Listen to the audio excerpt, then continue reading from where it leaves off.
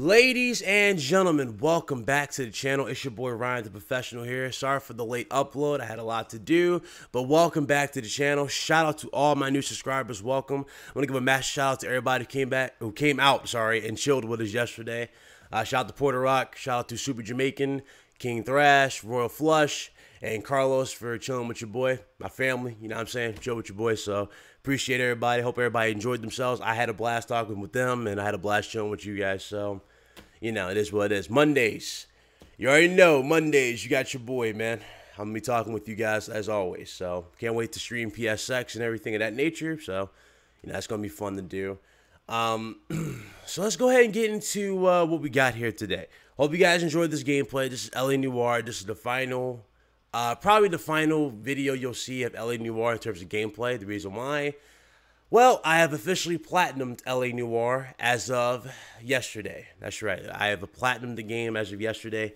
And, you know, I had fun. It was a blast. So hopefully you might actually see it in this gameplay. So, you know, I did platinum the game. It was fun. If I had to rate LA Noire in terms of, like, quality, I'm going to tell you guys right now, I'm a big fan of LA Noire. I played it on PS3, you know what I'm saying? And I gave it a 9, you know what I'm saying, on PS3. I thought it was a great game. I still think it's a great game. But in terms of this port to the PS4 and the Xbox One X or whatever console you want to call it at this point, do not call this a remastered because it's not. It's not a remastered. It's actually a port. Yes, it's a port. It's basically the PS3 port. Let me tell you why I say it's a PS3 port. You can clearly see that there's no effort went into the game in terms of like optimization. No effort went into the game whatsoever. That's one thing I can say. And on top of that, the game really has a lot of stuff going on with it that's bad. For example, there's a lot of texture pop in. There's a lot of like, you know, problems with cars. Sometimes when you bump a car, like, you know, when you're doing like these chase sequences, the car would do something crazy where it like float in the air and do something stupid. It's crazy. Like I'm telling you right now, that's something that's happening with this game. And you know, and that's how all that has to do with optimization. You know, it's a sloppy port. It really is a sloppy port. But in terms of actual, like, in terms of me actually, you know, judging it, you know, I would give it like an 8. Really, on the PS4, it's like an 8. The reason why is because it's not really that much of a remastered that, you know, you're being hyped up to believe. So basically, it was falsely advertised, to be more specific. So it's 8 out of 10. But I do recommend you play LA Noire if you haven't played it. If you haven't played it on PS3, go ahead and grab it on PS4. I guarantee you will like it. Moving on, let's go ahead and get into these topics, okay? Let's get into these topics. God of War. Okay, God of War 4. A lot of you hit me up on PSN about this. God of War 4 release date is potentially has been revealed. Now, we don't know, but this could be this is a rumor. Obviously, this is a rumor. Keep that in mind. It's a rumor. We don't know if this is actually true or not, but according to this rumor, it's coming out on March 22nd. And hey, if it's coming out March 22nd, that's awesome. That's great. That's great. Now, a lot of people called March to begin with, so that's great. If it comes out March 22nd, then we know what we're getting, you know, next year. We know we can scratch one game off the list in terms of release date for next year. You know what I'm saying? We know what we're getting. In terms of everything else is concerned, like Spider-Man, that's the stuff we're really waiting for, you know. That's what I'm waiting for. So hopefully Spider-Man drops with the Avengers Infinity War, you know, movie. Most likely it will, because that's going to be like a Marvel week, so it makes sense for them to do that. So that's going to be pretty cool to see. I can't wait to see how they're going to do that with Spider-Man. So, you know, there you guys go for that one, okay? Now, let's go ahead and move on to the second bit of news I got for you. Well, basically, this is more of an opinion right here. It's not really news, so excuse me, but I wanted to throw this in here because a lot of you asked me about this as well. UFC 3. A lot of you went to my trophies. Yes, I did platinum EA Sports UFC 1 and 2. Will I get UFC 3? Honestly, after what I just played on the beta, I don't think so. I really don't. Now, I will give EA props. I will give EA props here. They did try to mix it up, and they definitely did. You know, if you go online, you barely see people mashing the same thing. It's not a retarded, you know, mashing fest like it was on UFC 2 and 1 where idiots would just mash the leg kicks all day. No. You can't really do that in this game. You really can't. You have to be technical. You got to be precise. You got to mix it up. And I like that. I like how they did that, okay? L1, it has, like pretty much every shoulder button has a legit reason, okay? It has a legit feature that helps your fighter. If you hit L1, like you hold L1 and you press square and all that junk, you do what is essentially your fighter's, signature move, his signature strike, whether it be like an uppercut, a jab, a backhand type of jab, you know what I'm saying? You do that. When you do R1 and you press these buttons, you do a heavy hit version of that, which is basically, more of their signature, but they got more, torque behind it to give, to hurt you, the opponent. And then when you press L1 and R1 together, you do their super, well, I call it super, but it's really their signature, they're like their special move in a sense, which is like, whether it be like a corkscrew kick, whether it be a cartwheel kick, whether it be a Superman punch, back fist, you name it. These things are all done with that right there. So they did mix it up. The blocking took a little getting used to because you got to press R2 on the PS4 or LB on the Xbox to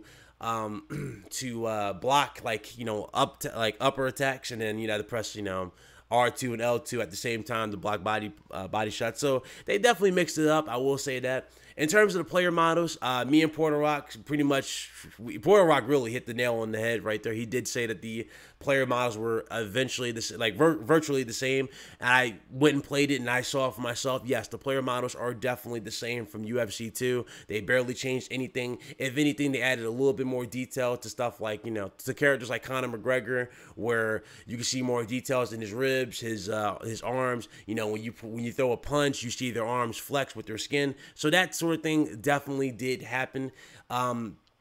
Again, it looks good in that regard.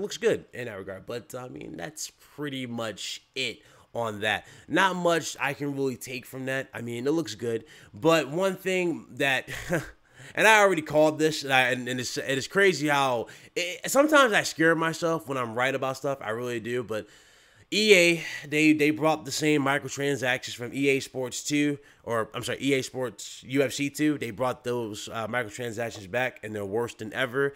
Remember how I said about, Star Wars Battlefront 2 with the whole, cards affecting the character, where it gives you improved stats and makes you invincible in a sense?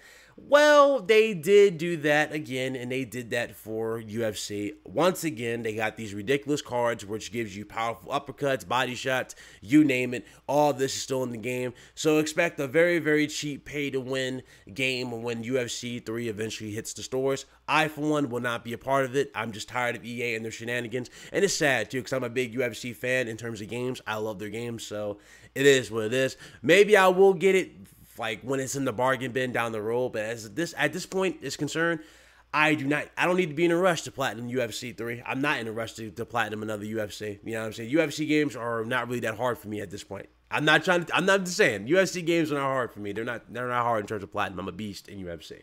So throwing it out there. So moving on to the other story, we got Fortnite. So we got the Fortnite Digital Foundry comparisons out here. You guys were hitting me up left and right about this. I'm not really going to touch that much on it. I really am not.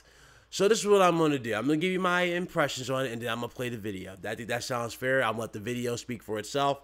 I said it numerous times, the Xbox One X is a good console, you know what I'm saying? It's really a wasted console because it's a console that'll never achieve its full potential. And it's sad, it will never achieve its full potential. And the reason why is not because of the GPU, it's the CPU. The CPU in the Xbox One X is a terrible CPU. It's the same CPU that's in the PS4 Pro and the PS4. The reason why people are so just hard-headed and they don't want to listen to this is because they're so well, I don't even want to say that. They don't want to listen because they're looking at the specs and it doesn't say Jaguar. It says custom. Guys, it's the exact same CPU. When they say custom, they mean overclocked. That's it. That's it. It's the exact same CPU. I promise you. The CPU is a terrible bottleneck for the system. And you're going to see the same thing on virtually every game. You're going to see screen tearing. Now, I already know you're going to see somebody in my comment section, somebody who's obviously new here, or you're going to see somebody who just has to damage control everything Microsoft does. They're going to say, oh, these games are not properly optimized. You're blaming, Microsoft, something for the developers. You know what I'm saying? Something that the developer is responsible for. And listen. Okay, I said it numerous times. It doesn't matter what developer you got. The console will always be bricked by the CPU. It will always be gimped by the CPU. This console will never achieve its full potential. Sure, it will hit 4K. Sure, it can hit 4K, but not every single game. And the reason why is because of the CPU. When you have a GPU that outperforms your CPU, the GPU has to scale back to accommodate what the CPU can handle. If the CPU has a heavy workload, you're going to have terrible performance like you're seeing now. When you have terrible workload on your CPU, you get choppy experiences, you get stutter, you get frame rate drops, you get it all on your CPU due to your CPU. Your GPU, yes, it's important to a console. Your GPU determines your level of fidelity you are able to achieve on the screen. But at the same time, if your CPU can't maintain that, you're not going to get the full experience of 4K. You will achieve 4K on some games, but you won't get it on every single game as advertised. You won't get it uncompromised as advertised. And before somebody again acts hard-headed and says that Microsoft never said 4K 60 every game, they actually did. They said the highest res, the best frame rates. No compromises, so let's be real here. The highest res, the best frame rate, no compromises. Okay? They even walked around E3 with t-shirts that said uncompromised. So, just saying, man. Like, don't shoot the messenger. I'm just telling you how it is, okay?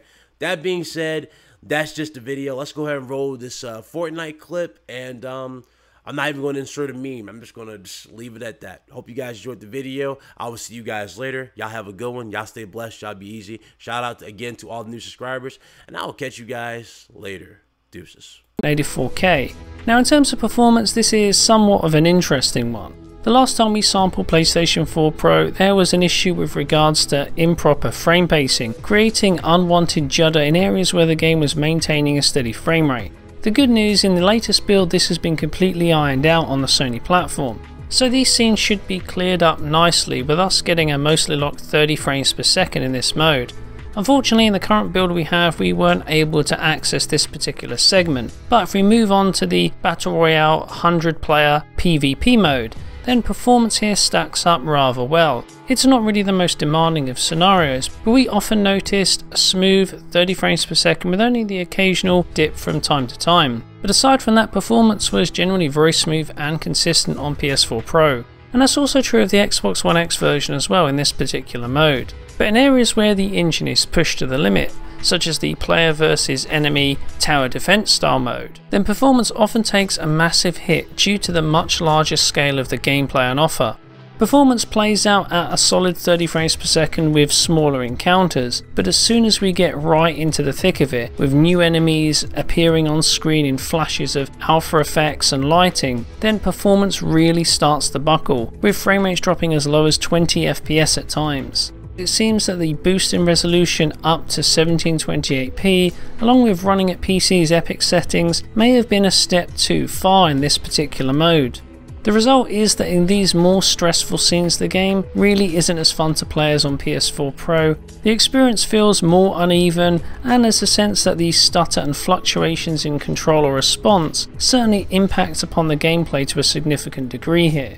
It's a bit of a shame as the tower defense gameplay is by far the high point of Fortnite. Building elaborate defenses while trying to fend off waves of enemies is great fun, and it's a shame that when things really start heating up, performance tends to take a nosedive. It's one aspect where PS4 Pro and base hardware have an advantage. Hopefully this is something that Epic Games can fix closer to release. After all, this game isn't final yet. It's still ongoing, a kind of open beta or early access if you will, so we can probably expect to see further refinements with regards to performance, more optimization. After all, the frame pacing issues were eliminated from PS4 Pro, and it's likely we'll see better performance from Xbox One X as well.